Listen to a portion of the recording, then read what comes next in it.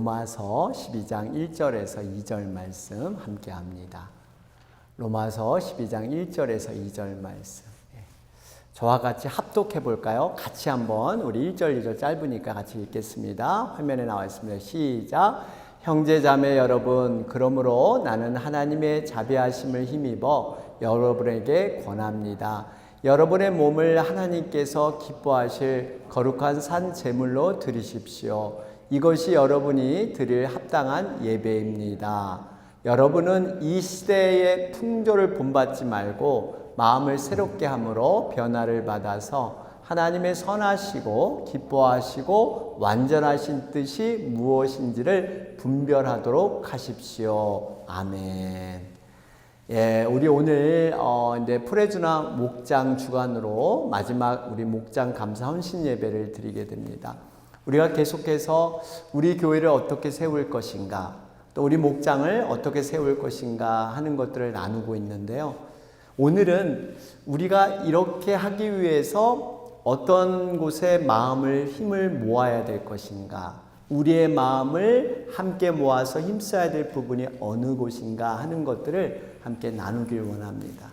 여러분, 우리가 지금은 가정교회를 통해서 무엇보다도 성경의 가르침, 성경의 가르침 가운데 교회의 본질이 뭔가, 교회의 존재 목적이 뭔가, 우리가 이것을 이루고자 지금 애쓰고 있습니다. 여러분, 성경에 가장 핵심적이고 중요한 가르침, 이 가르침을 누가 몸소 실천했느냐? 그것은 바로 이 땅에 오신 예수 그리스도.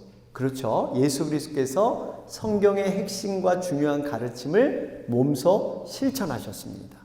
바로 예수님이 하시는 사역과 일들을 보면 결국 하나님이 가장 원하시는 뜻이 그곳에서 발견될 수가 있습니다. 결국 이 말은 우리들이 신앙생활은 하나님의 말씀인 성경을 기준으로 우리가 해 나가야 되는데, 이 성경의 모든 기준, 이 말씀의 기준은 결국 예수님을 우리가 가만히 관찰해 보면 예수님이 어떻게 하셨는가, 우리가 그대로 예수님을 따라가면 돼요. 예수님을 닮아가면 되고 예수님을 흉내내면, 이것이 성경에서 말하는 가장 중요한 핵심인 것입니다. 그래서 우리가 늘 예수님이라면 어떻게 했을까? 이걸 묵상하는 거예요. 여러분, 예수님의 마음과 생각, 예수님의 뜻과 행하심을 붙잡는 것, 이것이 여러분 신앙 아니겠어요? 우리가 이 땅에서 예수님께서 본을 보여주셨어요. 우리 인간의 육신의 몸을 입고 친히 이렇게 살아라 본을 보였기 때문에 우리는 예수님을 따라가는 겁니다. 그러면 예수님의 이 따라가며 배우는 것은, 예수님을 닮아가는 것은 무엇을 닮아갈 것이냐? 그건 두 가지라 그랬죠. 예수님의 사역, 예수님이 어떤 일을 행하셨나, 그리고 예수님의 성품, 예수님의 인격이 어떠했나, 이 두 가지를 우리는 관찰하는 겁니다. 우리가 잘 알듯이 예수님의 사역은 한 영혼을 구원하여 제자 만드는 사역, 바로 이것이 예수님의 사역이었어요. 이 예수님께서 이 땅에 오신 모든 사역은 이것을 위해서 모든 것을 행했습니다. 예수님이 이 땅에 오셔서 말씀을 가르쳤고요. 두 번째, 병자들의 병을 고쳐주셨고요. 귀신을 쫓아내셨어요. 그러면 이 세 가지 일을 왜 하셨을까요? 영혼을 구원하기 위해서. 결국 영혼을 구원하기 위해서, 천국 백성 만들고 영생을 주기 위해서 이 세 가지 사역을 예수님은 그렇게 부지런히 감당하셨던 거예요. 그러면서 우리가 바로 해보려고 하는 게 바로 이거예요. 한 영혼을 구원하여 제자 삼는 일. 이걸 우리가 예수님이 하신 일을 우리도 한번 해보자. 교회에 맡겼기 때문에. 그러면서 우리가 이것을 하는 것은 그냥 흉내내고 우리가 이것을 억지로 강제로 할 수 있는 건 아니에요. 어떻게 돼야 돼요? 우리의 성품과 우리의 인격이 예수님을 닮아감으로 말미암아 이런 일들을 할 수가 있는 거예요. 그게 바로 예수님의 성품, 순종과 섬김이에요.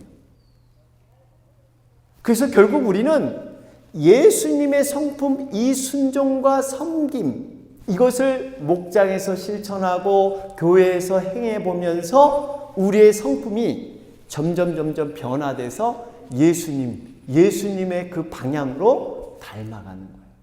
그런데 여러분, 이렇게 순종과 섬김의 모습을 하기 위해서 한 가지 우리가 마음의 준비가 필요한데, 그 준비가 뭐냐? 헌신이라는 부분입니다. 헌신하겠다는 이 마음의 준비가 돼야 순종과 섬김의 삶을 살아갈 수가 있어요. 이 헌신은 누구에 대한 헌신? 예수님에 대한 헌신. 나도 한번 예수님처럼 그렇게 닮아가 보겠다. 분명히 거기에는 놀라운 능력도 나타난 것이고 하나님이 원하시는 가장 깊은 소원이 있기 때문에 이렇게 되는 거죠. 여러분, 그런데 우리가 이 헌신에 대한 것, 이 헌신을 하면 굉장히 사람들이 부담스러워하는 경향이 많이 있습니다. 여러분, 헌신이란 말을 들었을 때 어떤 생각이 들어요? 한자 자체가 여러분 몸신, 바칠헌의 몸신, 몸을 바친다. 굉장히 부담되게 여길 수 있습니다. 그러다 보니까 이 헌신에 대해서 이렇게 생각을 해요. 헌신은 뭔가 신앙적으로 깊은 분이 하는 거고, 그래서 목사나 선교사님이 되는, 주의 종이 되는 이런 분들이 하는 게 헌신이다. 나같이 신앙의 초보고 신앙이 별로 깊지 않은 사람, 나와는 조금 먼 것이 헌신이 아닐까, 이런 생각을 많이들 하십니다. 한 걸음 더 나아가서 헌신이 부담스럽게 여기는 이유 중에 하나는, 헌신을 대단한 사람이 대단한 뭔가를 이루기 위해서 대단히 큰 것을 해야 한다는, 이것이 헌신이다 하는 생각이 우리 머릿속에 암암리에 자리 잡고 있기 때문입니다. 여러분, 우리가 이 헌신에 대한 이 부분을 조금 잘못된 선입관, 이 편견을 바로잡을 필요가 있습니다. 오늘 말씀은 바로 이 헌신에 대한 이 잘못된 우리의 편견을 다시 한번 돌아보게 하는 말씀이 바로 오늘 본문 말씀이에요. 여러분, 우리가 헌신은 이렇게 특별한 사람, 목사가 되고 선교사가 되는 특정한 사람만 하는 것이냐? 그렇지는 않습니다. 오늘 본문을 보실까요? 1절 말씀을 보시면, 형제 자매 여러분, 그러므로 나는 하나님의 자비하심을 힘입어 여러분에게 권합니다. 하나님께서 기뻐하실 거룩한 산제물로 드리십시오. 여기 보면 이 대상이 형제 자매 여러분이에요. 형제 자매 여러분은 누구냐? 바로 예수님을 영접한 믿음을 가진 모든 사람을 지금 말하고 있는 거예요. 그러니까 여러분, 헌신이라는 부분은 어떤 특정한 믿음 있는 사람만이 아니라 보편적인 예수님을 영접한 믿음이 있는 모든 자들이 이것을 받아야 될 말씀이다, 이거예요. 그래서 본문 뒷부분에 보면 우리들, 여기 여러분의 몸을 하나님께서 기뻐하실 거룩한 산 제물로 드리십시오. 여러분, 거룩한 산 제물, 살아있는, 이 살아있는 제물로 드리라 그래요. 과거 구약의 제물 어떻게 드렸습니까? 살아있는 것을 오히려 죽여서 그렇게 드렸는데 지금은 아니라는 거예요. 지금은 새로운 제사, 새로운 예배가 시작됐는데 과거처럼 살아있는 걸 죽여서 드리지 말고 살아있는 통째로 그것이 하나님이 받으시는 예배다, 이렇게 말씀하세요. 여러분, 우리가 살아있는 제물이란 결국 뭘까요? 우리의 인생이에요. 우리의 삶을 얘기하고 있습니다. 그러니까 하나님께서 원하시는 진정한 예배는 뭐냐? 지금 우리가 지금 예배당에 나와서 여러분 주일 예배를 우리가 드리고 있죠. 이렇게 예배 드리는 것뿐만 아니라 진정한 예배는 우리의 삶에서, 우리의 생활에서 드리는 예배다, 이것을 강조하고 있습니다. 여러분, 그러면 삶에서 예배란 무슨 의미일까요? 과연 삶에서 생활에서 예배를 여러분 어떻게 드려야 될까요? 간단합니다. 지금 예배를 그대로 우리들의 생활에 가져가면 되는 거예요. 여러분 지금 예배 우리가 어떻게 드려요? 이곳에는 눈에 보이지 않지만 하나님의 영이 임재하셔서 하나님께서 주관하시는 것이 바로 이 시간의 예배입니다. 그래서 여러분 어때요? 내가 하고 싶은 대로 내 멋대로 내 생각나는 대로 하는 게 아니라 하나님께서 주관하시는 대로 여러분 지금 따르고 계시잖아요.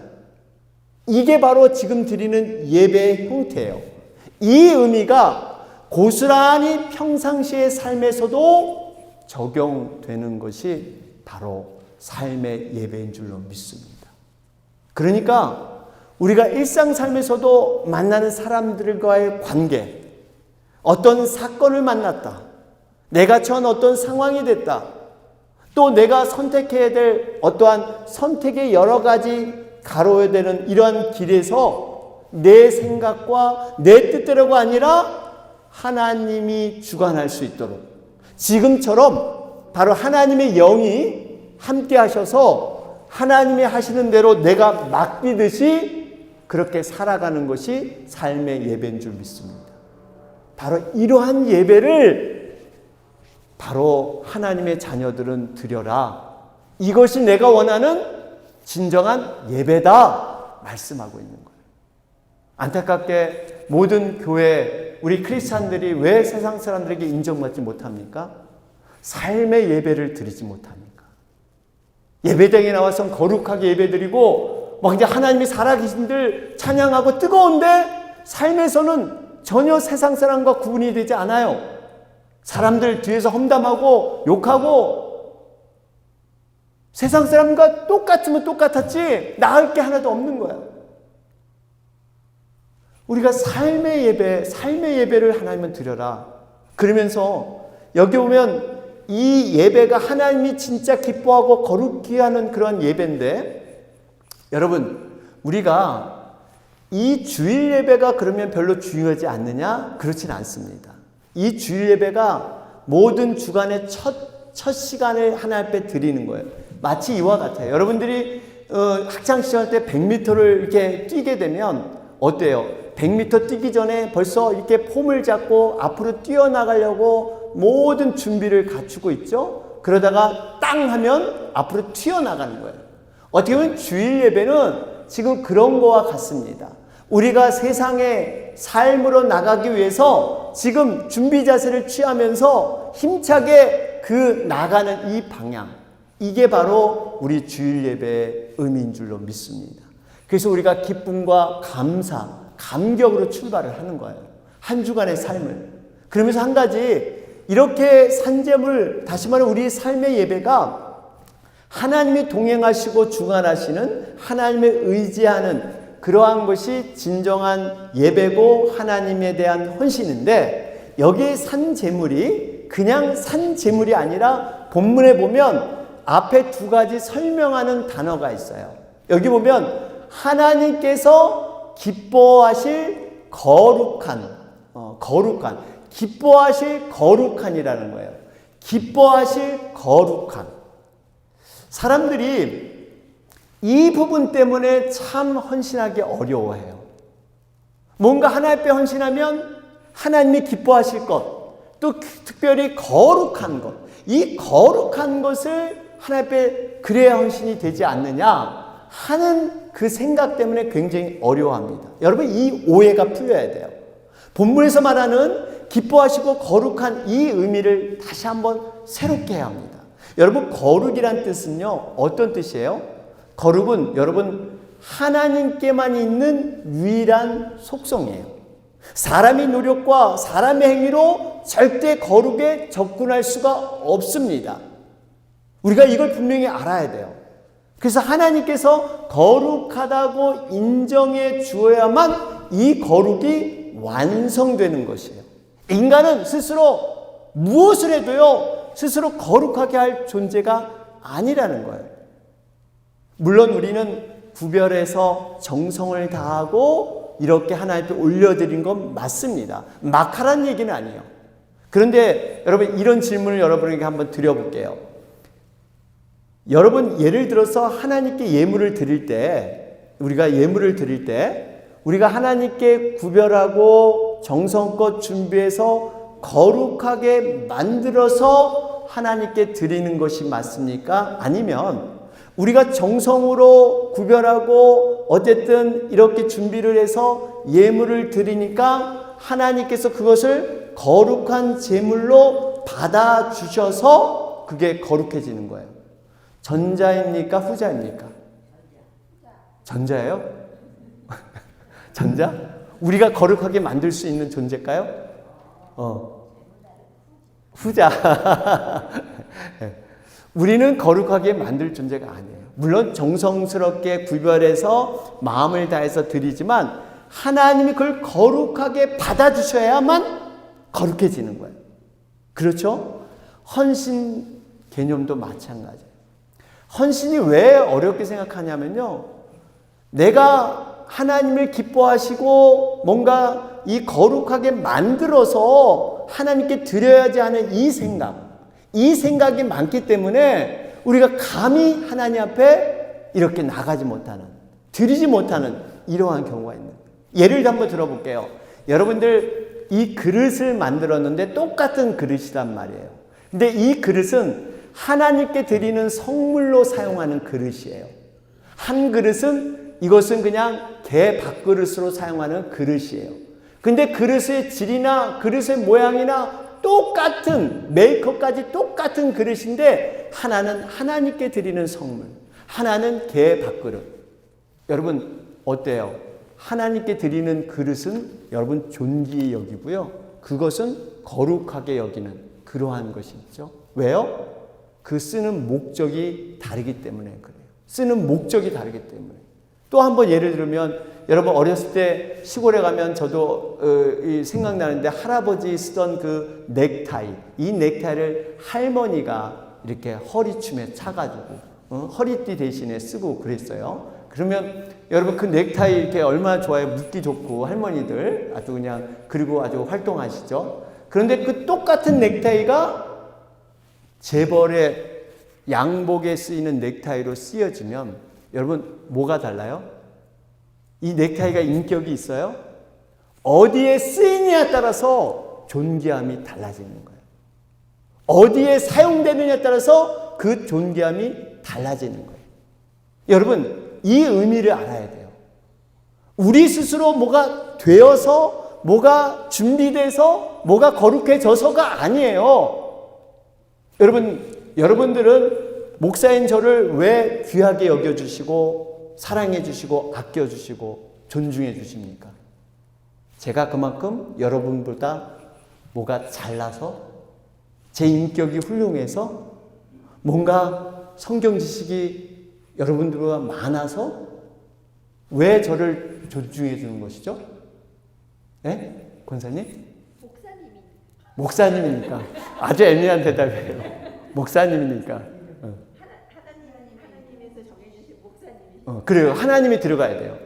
하나님 사역을 전적으로 감당하니까 이거예요. 이거.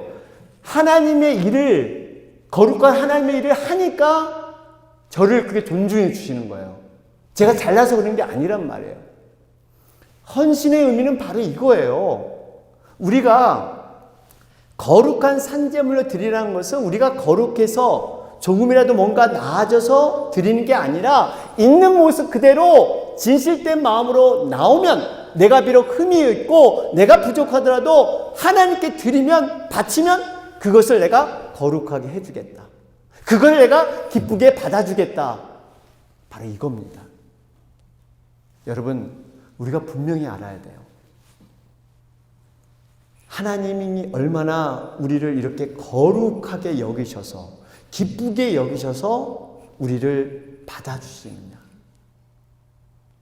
여러분 구원도 마찬가지예요. 구원도.